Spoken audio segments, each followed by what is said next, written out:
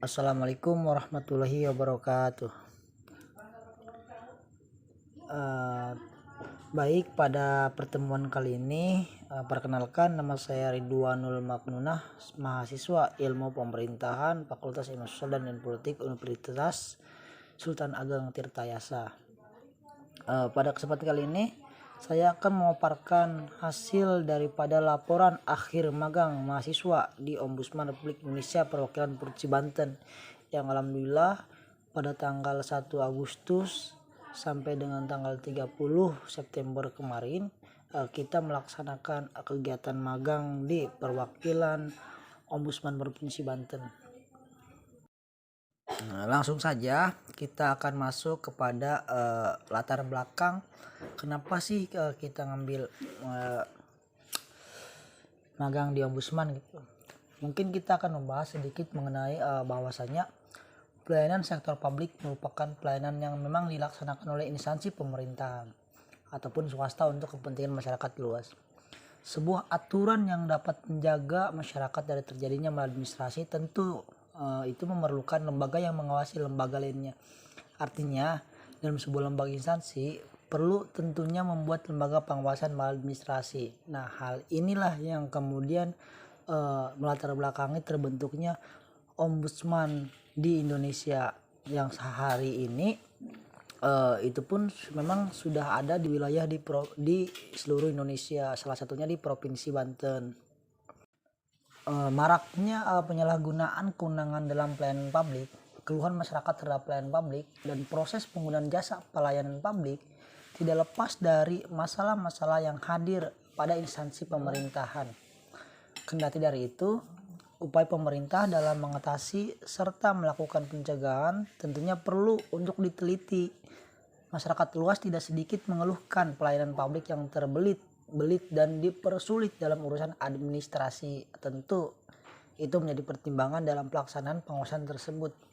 Nah, hal inilah yang menjadikan Undang-Undang Nomor 25 Tahun 2009 tentang pelayanan publik, dan memang itu bagian dari dasar hukum yang memang jelas diatur oleh pemerintah mengenai tentang pelayanan publik.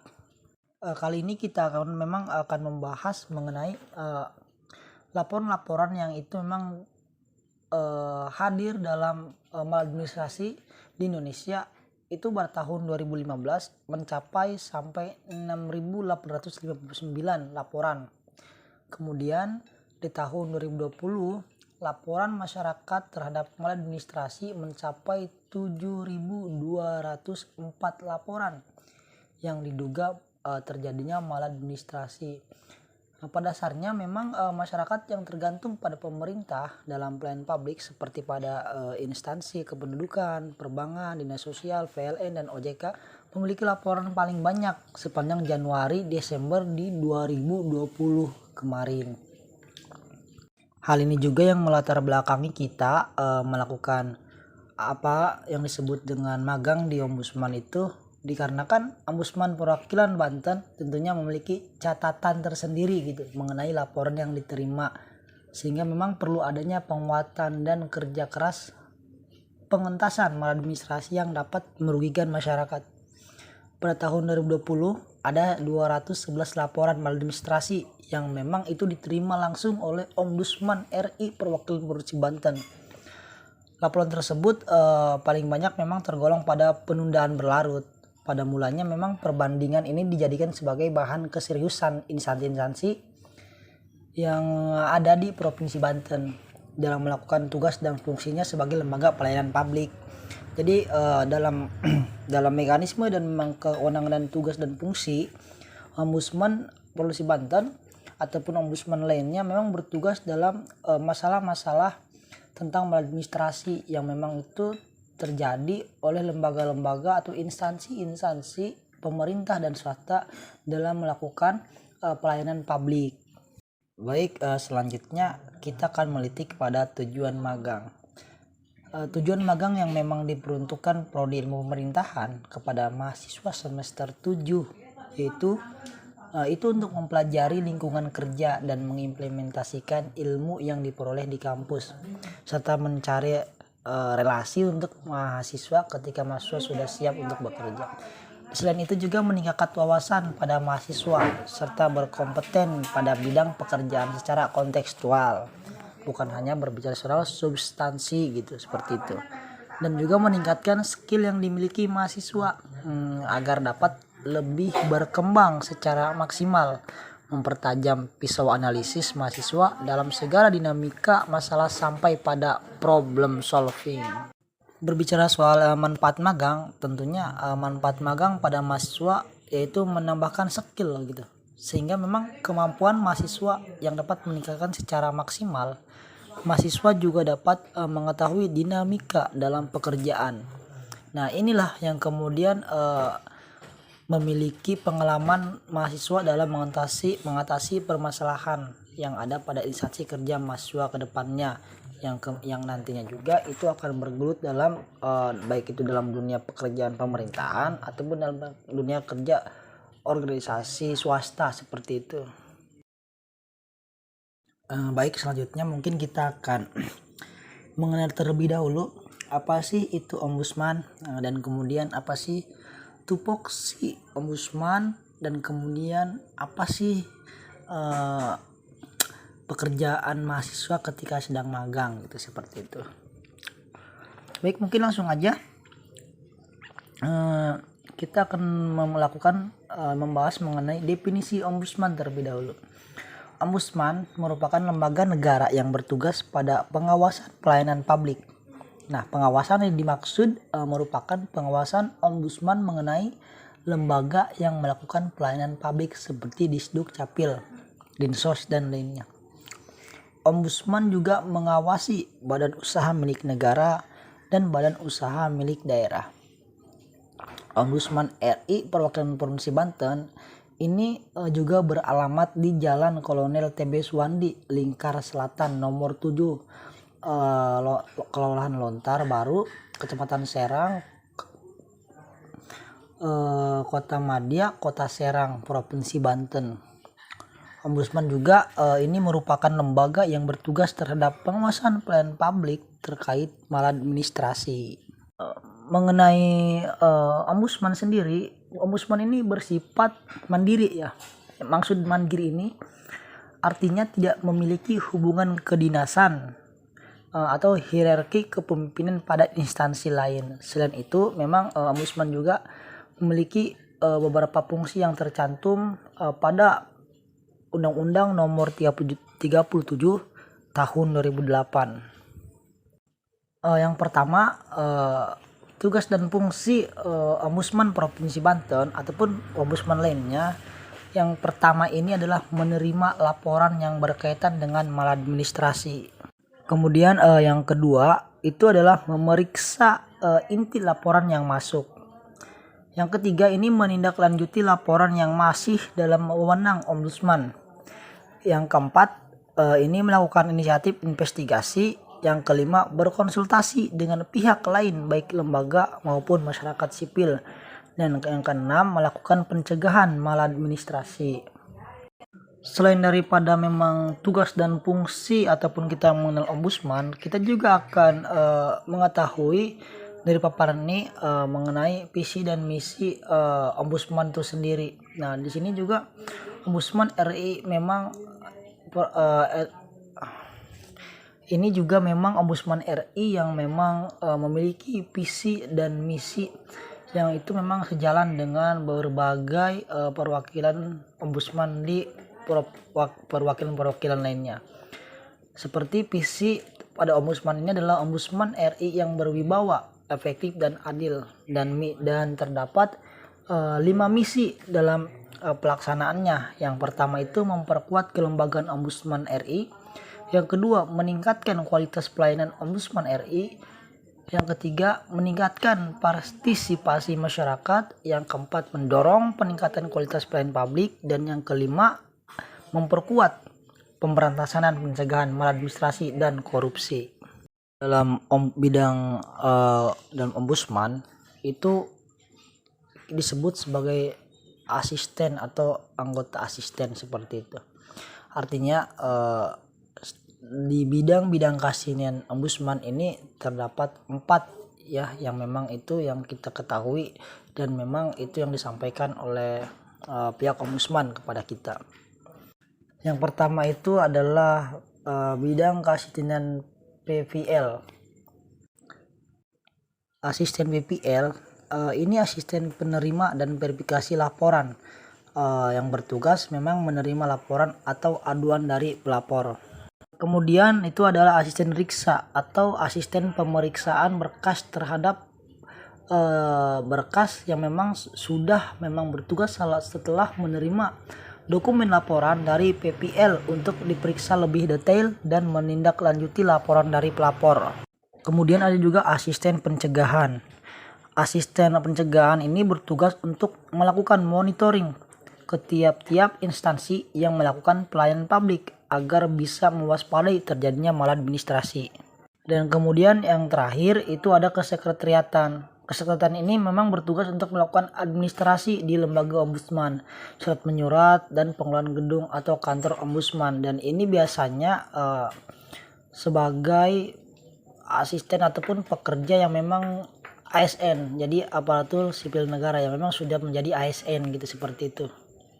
Ini ada kegiatan selama magang. Ini kegiatan ini kita laksanakan seperti biasa. Ada perkenalan lingkungan Ombudsman Banten, penerimaan laporan, kemudian minggu kedua itu ada pembuatan LHPD, analis berita ataupun media cetak dan media online.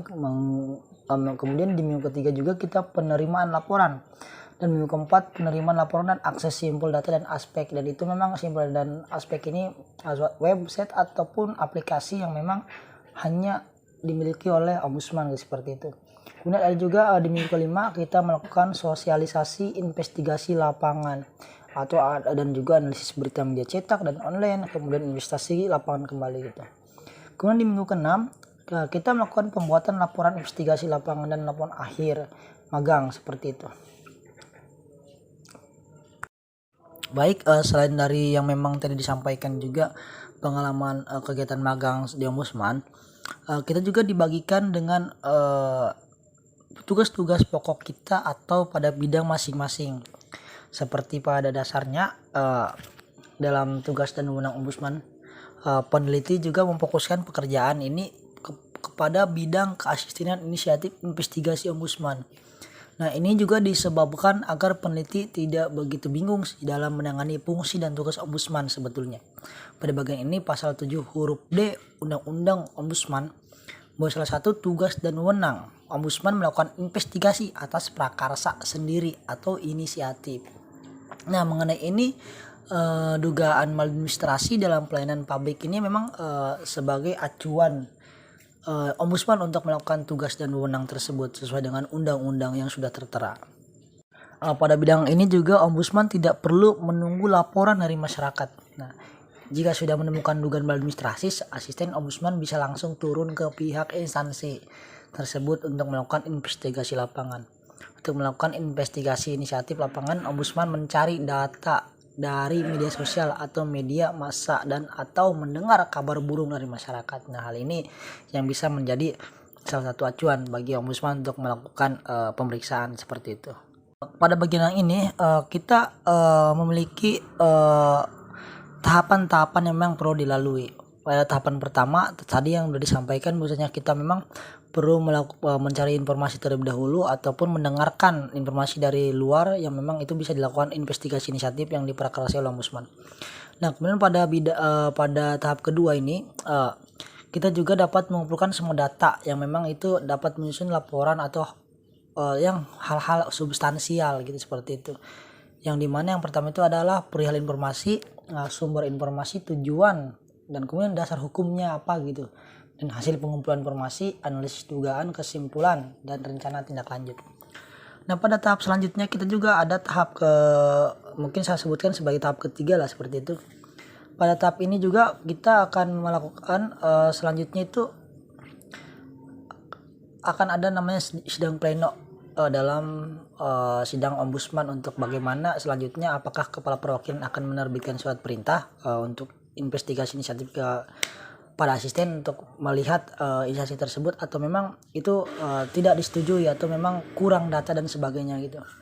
Nah, jika memang itu sudah dilakukan, mungkin selanjutnya pada tahap keempat ini atau akhir ini ya, Jika ditindaklanjuti, maka para asisten yang memang ditugaskan untuk melakukan investigasi dan inisiatif laporan dapat turun ke lapangan untuk memang kita akan meminta klarifikasi sesuai dengan dugaan maladministrasi instansi tersebut, seperti memang tugas-tugas yang memang itu dapat dilaksanakan oleh ombudsman, oleh semua asisten ombudsman di Provinsi Banten dengan surat perintah atau surat tugas dari Kepala Perwakilan Provinsi Banten. Kita ada beberapa dokumentasi mengenai pembakalan dari hari pertama pembakalan kita. Ini ada beberapa rekomendasi juga nih mengenai bagaimana kita pembuatan LHPD, analis berita, media cetak dan media online juga bisa dilihat. Ini adalah rangkaian-rangkaian memang tugas ombudsman, seperti menerima laporan itu juga tuh bisa dilihat sendiri. Kemudian mempresentasikan hasil lapangan, bisa dilihat juga bagaimana cara kita juga investigasi atau inisiatif lapangan. Ada juga nih kita datang juga ke beberapa instansi pemerintah seperti PT Pos Serang itu, Kecamatan Tak-Takan, Kecamatan Gunung Sari, mengenai pendamping desa dan sebagainya, yang memang itu sebagai instrumen penyelenggara pemerintah dalam pelayanan publik seperti itu.